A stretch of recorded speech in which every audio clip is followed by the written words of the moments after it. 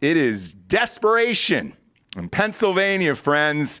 My God, that fucking debate, dude, was one of the worst fucking things I've ever seen in my entire life. And now you're seeing the fallout from it. Yep. As we speak right now, Obama is there, Hillary is there, Joe Biden is there with Kamala, and they fucking hate each other. And they're back together again to try to win Pennsylvania. Clearly, Dan, this has now turned into the swing state that will flip this Senate. I've never seen anything like what is going on now because there simply is no defense for putting a guy who just had a stroke out in front of millions of people for a debate like this in front of the world to see. Yeah, it's pretty interesting. So Fetterman's response, aside from all the fundraising emails he's been sending out, and it's the same email over and over. I've gotten it 3 different times. Is he gave an interview and said, yeah, to be honest, doing that debate wasn't exactly easy. You don't say. Yeah. Oh, boy. And he said, I knew it wasn't going to be easy after having a stroke after 5 months. In fact, I don't think that's ever been done before in American political history. There might be a reason for that. Yeah.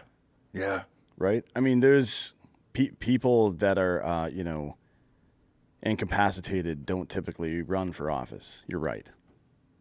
I'm not sure what fucking point you're trying to make there, bud. I don't either. But what did happen is that they raised $2 million overnight after that debate. They sure did. And announced that they were going to spend it on a campaign ad highlighting Oz's weird choice of words about abortion, which we'll get to in a moment. But you may want to spend that money on stem cells, bud. Yeah. Because you can't fucking talk, all right? And then he says, he finishes it out by saying, I may not get every word the right way, but I will always do the right thing in Washington, D.C. Yeah. That sounds like some shit that an even dumber version of George W. Bush would have said if he was running. So what is the ultimate fallout? So Pennsylvania, according to CNN, Pennsylvania, this is Saliza talking. Okay. CNN says that Pennsylvania was the best shot they had at picking up another seat, which means even CNN believes there's no chance that they take the Senate. So at worst, it's going to be 50-50 again. At best, it could flip to 52-48. It'll probably flip to 52-48 based on what I've seen. Because Ron Johnson was the other one they thought was vulnerable, but he's now up by like fucking almost 10 points on Mandela Barnes. Yes. Who's just some local community organizer piece of shit. I worked with him in Madison one time. Oh, really? Yeah, he's a cunt. So I'll do you one better. This is the really interesting part for me. What happens when the House and Senate are both Republican majorities? What's stopping them from impeaching Biden and then impeaching Harris and then making whomever the Speaker of the House is the president? Who is the Speaker of the House at that point? They'll have to vote on it. It'll be Kevin McCarthy. Okay. Yeah, it'll probably be Kevin McCarthy. Yeah, I'm not sure because, look, as we've seen over the last couple years with Trump in office, these impeachment trials go on forever. No. So that's when you have split houses. But when you have both houses, you can kind of fucking run that shit right through. You know what I mean? Because the Congress votes to indict and the Senate votes to either find guilty or innocent. Well, the good thing is for Democrats, there won't be anything to find. Oh, wait a minute. Yes, there'll be a ton of things to find. Yeah. You can start with Afghanistan one. That's an impeachable offense right off the bat. Yeah, and I believe a majority of Congress. Well, I mean, so this one, the first one will be easy actually. A majority of Congress can invoke the 25th Amendment, or there's ways to do that, and I think that should happen. Biden should certainly be removed from office at the earliest possible convenience. Regarding Harris, hard to say what they might find her up to, frankly, but it doesn't take.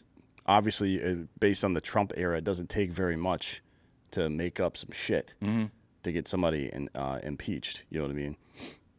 The tough part for me is I think she would actually be worse than Biden. If you have a dumb, dead puppet in there who doesn't have a fucking single thought in his brain, that's probably better than the cackling fucking werewolf that can go in there and just fuck shit up with like, oh, it's a Green New Deal and all these packages. Now, with a majority in both houses, you're not going to be able to pass anything or do anything. You'd be able to do some executive orders, but I don't think that does Republicans any good. I think more than likely, if they do win, yes, they will try to impeach and all that other stuff, and then they'll just ride this out to 24. But it'll be a complete waste of time. I mean, I think they need at least 60 votes to get out of cloture in the Senate, even in a conviction. It may be 2/3. I don't even know how that works, but they're not going to actually be able to impeach anybody. I just think that'll be something that the dumb establishment Republicans run on. Instead of actually doing anything or fixing anything, it'll just be combative towards the left. Yeah. And they'll win because of it, probably. It takes 2/3 of the Senate to convict. So so you're not going to get it. Same with Clinton, same with Trump. But you can look this up. I'm pretty sure I'm right. The Republican Congress in Obama's second term voted 45 times to repeal the Affordable Care Act, and they never, they didn't have the Senate at any point. Right. So they voted 45 separate times to repeal the Affordable Care Act for Obamacare, and nothing. Yep. For no fucking reason, just so they could say they did it. Yeah. Right? Yeah. That's like busy work. You're not actually doing anything.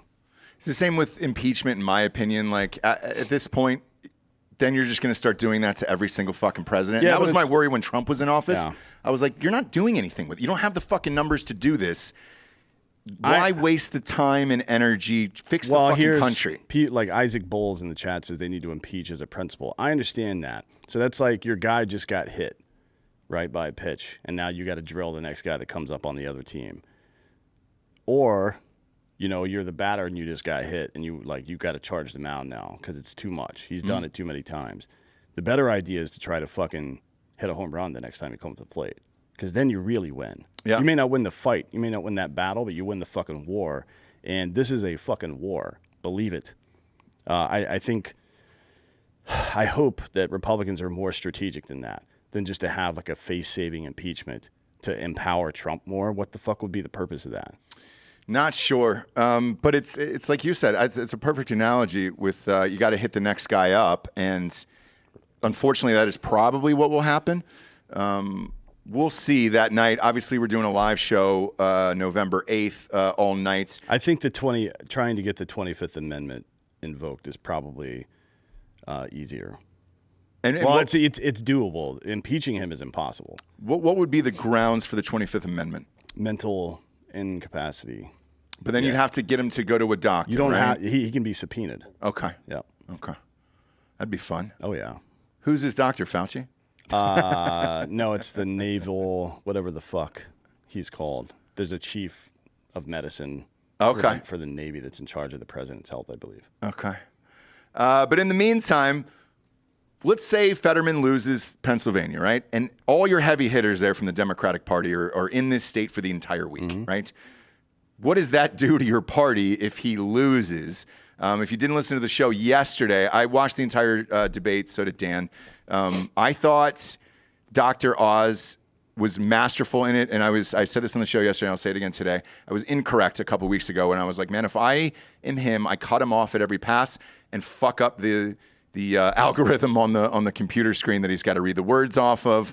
That would have been the wrong move. And what he did instead was gave him the full 90 seconds, 60 seconds per answer, and just let him flounder over and over and over again, knowing these clips would be recirculated across the internet. And also, he's been on, it's not like I'm a huge Dr. Oz fan, but he has been on television for the better part of 25 years at this point.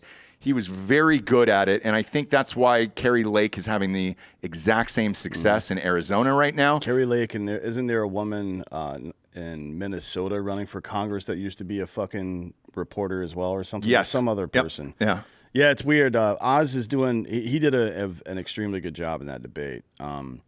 He did say one weird thing. Bob, do you want to pull up just a quote? I don't remember exactly what it was, but he said, they kept asking him about abortion, and he said, yes, whether he would support Lindsey Graham's bill to federalize a ban on abortion, and he said no, that it's the state issue, blah, blah, blah, which is the right answer. But he also said that That He said- abortion is between, read the A, quote, a woman and their doctor, I think it was. and the local I want politician. women, doctors, local political leaders letting the democracy that's always allowed our nation to thrive to put the best ideas forward so they can decide for themselves. Yeah. So what and articulate there, which I think that's the only mistake he made during the debate. What he's trying to say, or I'm not really assuming. I think it's very clear what he's trying to say is that this should be solved at the local political level because that's how federalism works. Right. But he didn't like he said it should be between her doctor and the local politicians or something. That's not a great way to say it. Yeah, and I'm with you on that. And I thought the same thing. And look, both of them were trying to dodge questions. Obviously, Fetterman's trying to dodge questions about his past, his stroke. I'm not the medical sure. records, everything Wait, else. does this mean you have to go to like the DMV to get an abortion? Like you have to get like some sort of stamp or ticket? No, it just means the state or municipality you're in can decide whether or not it's legal. Yes. And They then could you can make just me- go somewhere else.